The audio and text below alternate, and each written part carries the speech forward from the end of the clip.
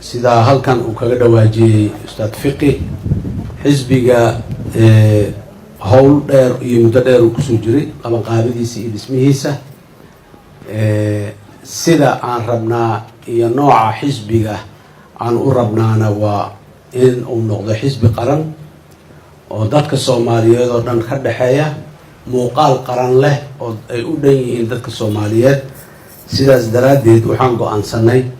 in maamul kooban oo ku meel gaar ah la sameeyo ilaa shirweynihii qaranka ee xisbiga oo dadka dalka iyo dibadda jiro Soomaalida oo dhan ay ka soo wada qayb galayaan oo ay fursad u helayaan in ay xisbiga ka mid noqdaan waa marka koobaad marka labaadna ay mas'uuliyiinta xisbiga ee ayagu ay u arkaan in ay hogaamin karaan xisbiga markaas ay xilka u dhiibtaan inta ka sii horeysa inteena oo aan anigu ugu weynaa ugu odaysanahay ku meel gaar ayaan nahay ilaa shirweynahaas qaran laga qabanayo bisha March aakhirkeeda ama horaanta April bisha March aakhirkeeda insha Allah inta aniga iyo raggan iyo gabdhahan meesha laga sheegi doono markaa waa ku meel gaaran wadanahay kulligeen ilaa shirweynaha qaran laga gaarayo markaas ayaa maamulkii dhabta ah ee heer qaran xisbiga la sameyn doonaa sidoo kale xisbiga dalku maadaama uu federaal yahay dowlad goboleedyada oo dhan meel walba uu ka jiri doonaa maamulkiisa ayuuna meel walba ku yeelan doonaa oo dadka deegaankaasi ayagu ay dhisteen oo ay sameysteen halkan marka waxaan rabaa maanta sida hore loo sheegay aniga si ku meel gaara ayaa guddoomiyaha xisbiga la iigu sii dhiibay aniguna sidoo kale waxaan go'aansaday in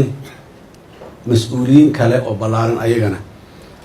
ay ka soo qayb galaan nidaamka ama haykalka maanta aan halkan uga dhawaaqayo ma aha haykalkii ama nidaamkii ku qornaa dastuurka tiradiisii oo dhammaystiran ma aha laakiin in maxaan ku yidhahdaa aan ka soo qaadno inta shaqada qaba lahayd xilligaas qabanqaabada loogu jiro ayay ahayd sidaas daraaddeed aniga xasan sheekh maxamuud guddoomiyaha ku-meel gaarka ah xisbiga midowda nabadda iyo horumarka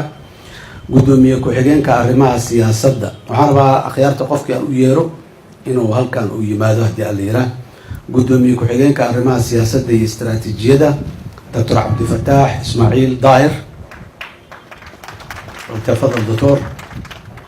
guddoomiye ku-xigeenka arrimaha qorsheynta iyo horumarinta xisbiga mudane Xuseen Sheekh Maxamuud Xuseen Fadal guddoomiye ku-xigeenka arrimaha xubnaha bulshada iyo wacyigelinta Marwo Sacdiya Salaad Samatar way naga maqan tahay safar ayay ku maqan tahay Marwo Sacdiyo guddoomiye ku-xigeenka arrimaha dowlad goboleedyada mudane Cabdullaahi Sheekh Ismaaciil Fartaag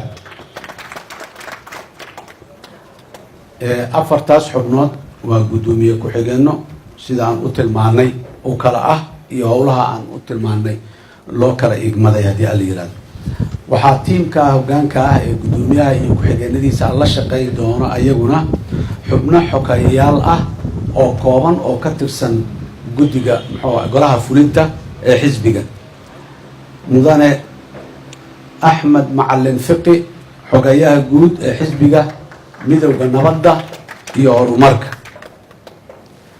mudane Cabdiraxmaan Maxamuud Sheekh Cabdiraxmaan Beene xogeyaha arrimaha dibadda iyo xiriirka jaaliyadda Dr. Beene waa naga maqan yahay asigan mudane Axmed Xasan Aadan xogeyaha maaliyadda iyo qorsheynta xisbiga midowda nabadda iyo horumarka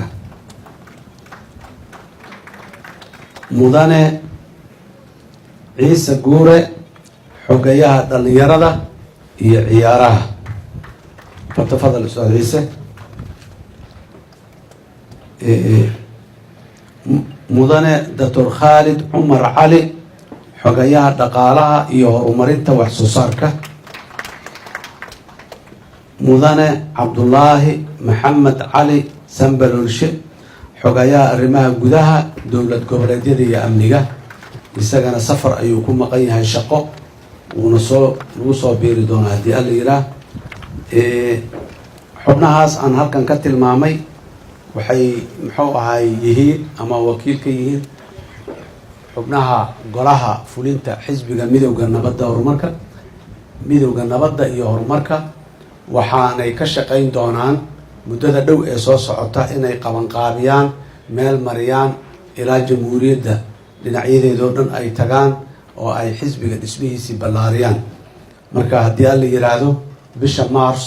waxaan isugu imaan doonaa shirweyne qaran oo dalka iyo dibadoo dhan laysaga imaan doono, halkaas oo markaa si kama dambays ah ee sharciyadda xisbiga loo dhammaystiri doono, hadday tahay ansixinta dastuurkiisa oo joogtada ah permanentiga ah, hadday tahay xeer hoosaadyadiisa,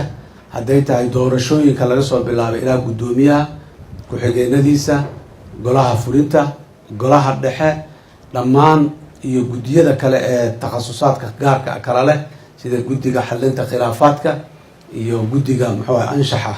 iyo maxaanku irahdaa dhammaan waxaa si kama dambays ah loogu dhisi doonaa shirweynahaas haddii alla yiraahdo bisha Maars qabsoomi doona oo dal iyo dibad in la isaga yimaado arrin. inta ka horeysa akhyaartan garbahayga taagan